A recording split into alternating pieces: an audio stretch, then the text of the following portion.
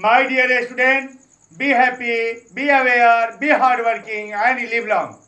मैं आज आपके वीडियो में साइक्लोट्रॉन आवेशित कण त्वरित साइक्लोट्रॉन चार्ज पार्टिकल एक्सीलेटर डालूंगा।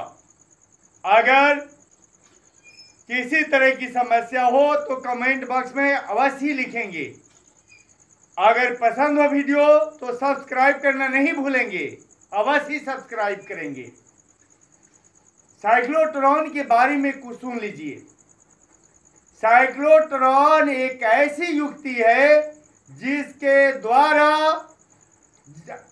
प्रोटॉन, न्यूट्रॉन या आयनों को उच्च गतिज ऊर्जा प्रदान करने के लिए त्वरित किया जाता है।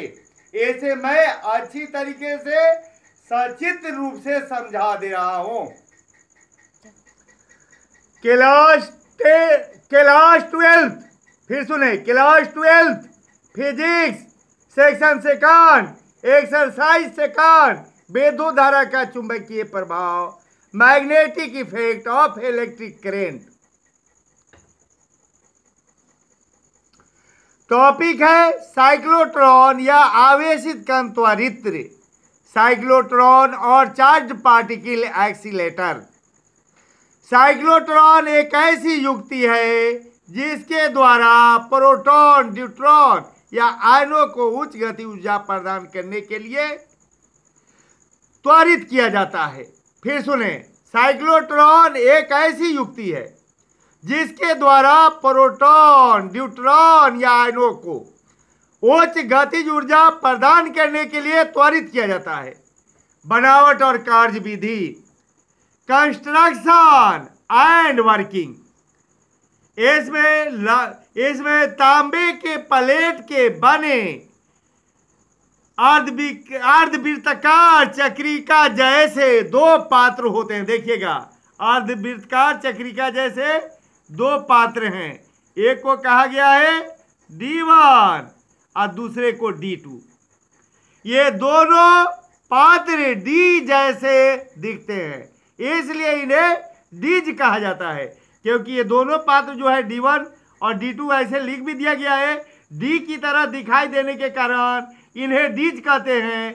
और इसलिए पहले वाले को D1 लिखे हैं और दूसरे वाले को D2 लिखे हैं।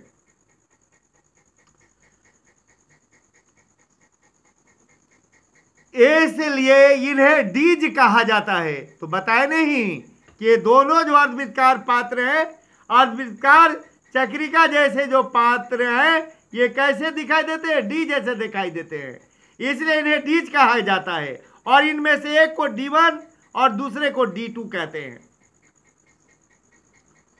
दोनों डीज को अत्यधिक उच्च आवृत्ति के द्वलित्र से जोड़ा जाता है और दोनों को अत्यधिक उच्च आवृत्ति के द्वलित्र यानी के ऑसिलेटर से जोड़ा जाता है, ताकि दोनों डीज के बीच उच्च विभवांतर लगभग 10⁵ वोल्ट उत्पन्न हो।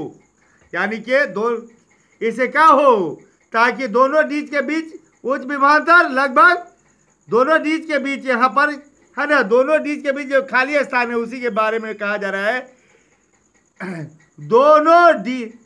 ताकि दोनों डीज के बीच उच्च विभवांतर लगभग 10⁵ वोल्ट उत्पन्न हो। दोनों डीज के बीच के खाली स्थान में प्रबल विद्युत क्षेत्र उत्पन्न होता है। ये जो दोनों डीज है D1 और D2, इनके बीच जो खाली स्थान है उसमें क्या है? प्रबल विद्युत क्षेत्र उत्पन्न होता है। और ये जो है ना, आयन के स्रोत कौन है? ये है एस है, उत्पन्न होता है।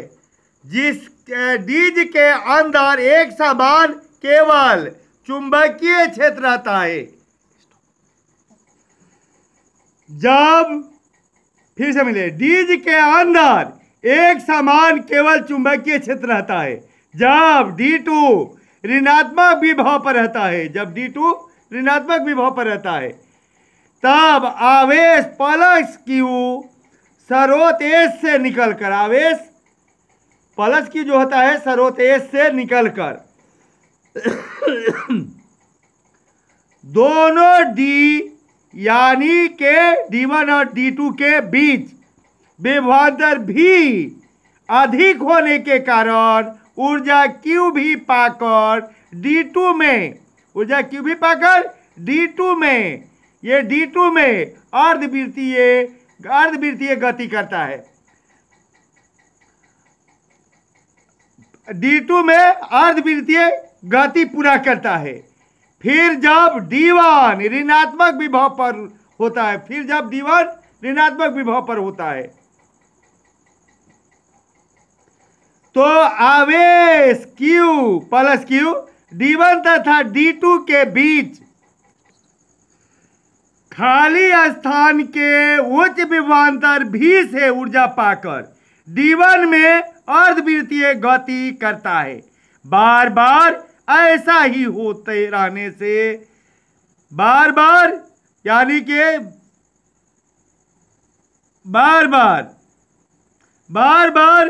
ऐसा ही होते रहने से m द्रव्यमान के आवेशित कण प्लस Q में काफी गति ऊर्जा हो जाती है। अंततः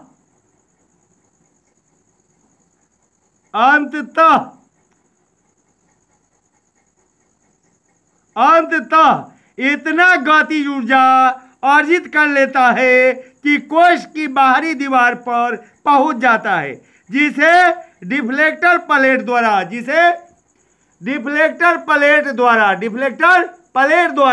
बाहरी दीवार पर पहुंच जाता है। अधिक गति ऊर्जा पाकर आयन जो है अधिक गति ऊर्जा पाकर कहाँ पहुंच जाता है? बाहरी दीवार तक पहुंच जाता है। तो वही डिफ्लेक्टर प्लेट द्वारा क्या करते हैं? बाहर निकाल लेते हैं। डिफ्लेक्टर प्लेट द्वारा बाहर निकाल लिया जाता है।